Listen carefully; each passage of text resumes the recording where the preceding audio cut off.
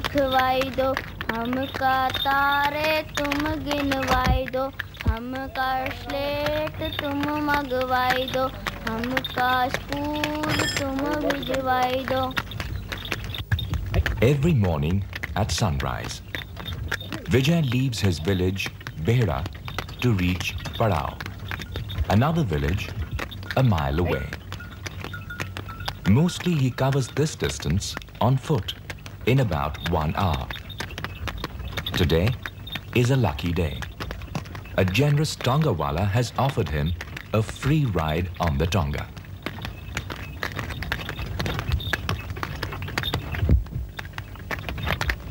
Vijay comes to Padao every day to work on a loom, for he belongs to the carpet weaving community of Mirzapur, the small Indian town known the world over for its beautiful handmade carpets. In this carpet belt, weaving is a cottage industry. There's hardly a hut that doesn't house a loom. Most weavers have large families that live well below the poverty line. Vijay too has 5 brothers and sisters. All of them work on looms. In fact, in the entire region, over 100,000 underage children are engaged in carpet weaving.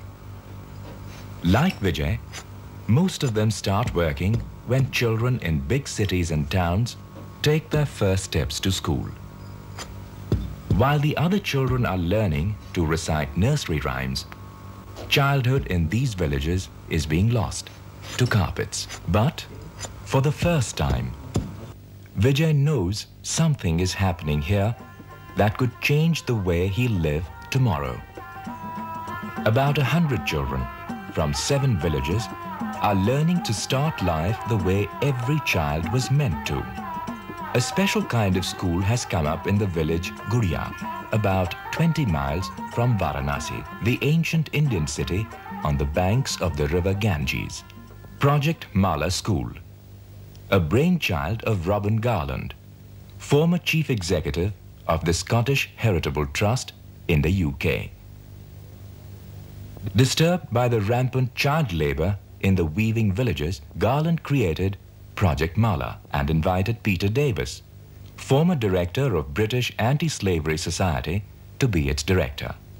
With financial support from the EEC and the Overseas Development Agency, the first Project Mala School was inaugurated in March 1990. The Project Mala School is a special school in every sense of the word. Most of the 96 students here have been drawn away from long, hard hours of carpet weaving. For the loss of the child's earnings, the project pays a monthly stipend of rupees 100 to every child's family.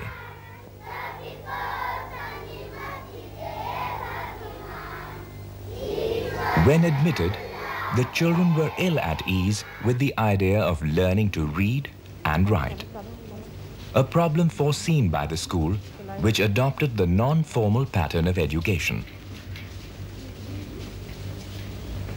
The question often asked is why we have preferred non-formal education for Project Mala schools.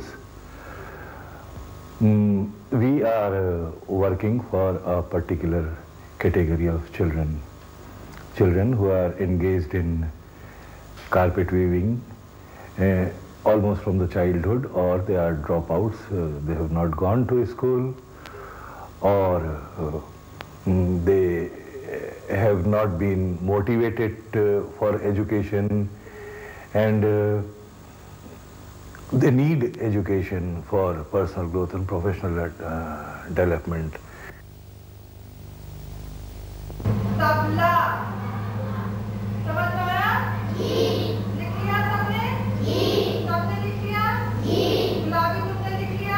On a regular day at school, these children learn the alphabet, simple arithmetic, basic awareness on culture and environment, healthcare and hygiene.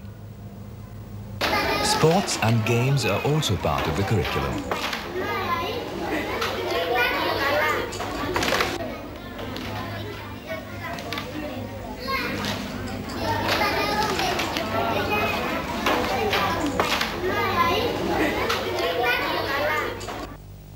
What's different, however, is the emphasis on retaining the vocational orientation of the children.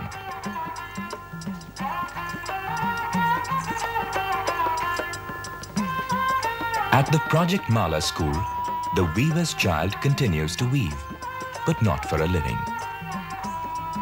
Regular weaving classes under an instructor help these children keep in touch with their family vocation of carpet weaving. This ensures that the ability to read and write does not replace the child's traditional abilities. Children who do not show an interest or aptitude for weaving are taught tailoring. Master Ji is a village local who lovingly and patiently takes these children through their tailoring lessons.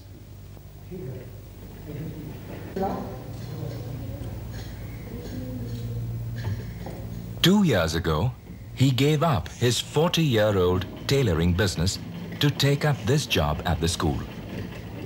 Thanks to Master Ji's care and training, these boys and girls were able to stitch their own school uniforms out of cloth supplied by the school.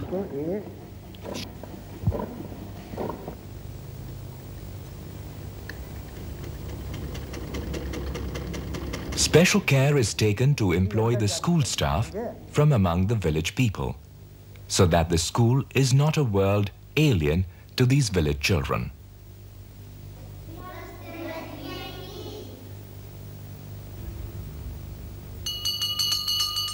"12:30 every day is time for the midday meal that begins with a prayer. O God, for this food we thank you.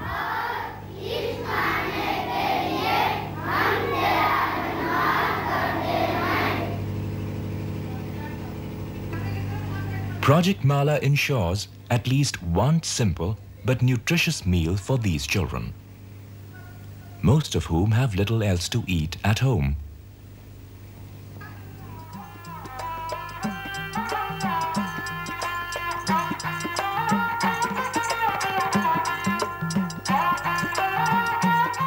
Project Mala is a labor of love. It is love for these children that motivates the skeletal staff here to put in long, patient hours of hard work at the school.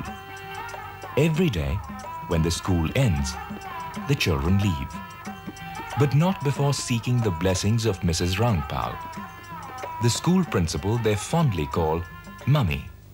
I feel happy and good working with the children in the school of Project Mala, and I feel good within myself when I'm called Mummy by all the children, and I feel proud that I have got about 96 children in the school. These children are very different from other school children. They are more loving and affectionate. Although initially apprehensive about life in a school, the children are now strongly attached to the school. Young Vinod is a polio victim by birth. On most mornings, he arrives at the school by 7 a.m., even though the school begins at 9. He then finds ways to keep himself busy for the next 2 hours. Once sad and despairing, Vinod has come a long way since he joined school. Today, his mind and body are much more active.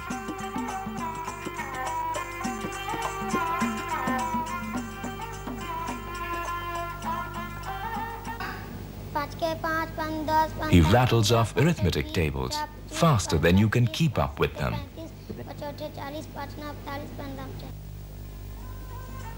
Such amazing abilities to learn have surfaced in almost all the 96 students at Project Mala School. And to think that just 2 years ago, they had trouble making simple muscular movements using a pencil. The first Project Mala school has been a success, though a small one.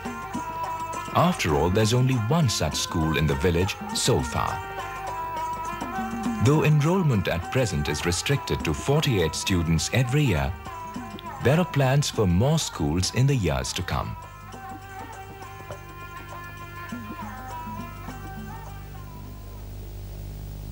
We plan to establish 5 more schools by December 92. We have obtained land for these schools in villages which are in most of the backward part of the district and where there's heavy carpet weaving. The lands have been donated for 3 schools by village Gram Sabha at Hasra, Rajgarh and Pachkoda. In Gudia, we have done an experiment of enrolling 48 children in the first year, and we are increasing every year 48 to obtain the maximum figure of 250. When we establish 6 schools, we'll be able to enroll over 1,700 children. A lot, of course, depends on the availability of resources and funds, since Project Mala is mainly supported by donations and grants. But the Children's Emancipation Society, responsible for running Project Mala, is hopeful. Also hopeful for more schools is Vijay, and each one of more than 100,000 children still weaving their childhood into these carpets. Hopeful and waiting.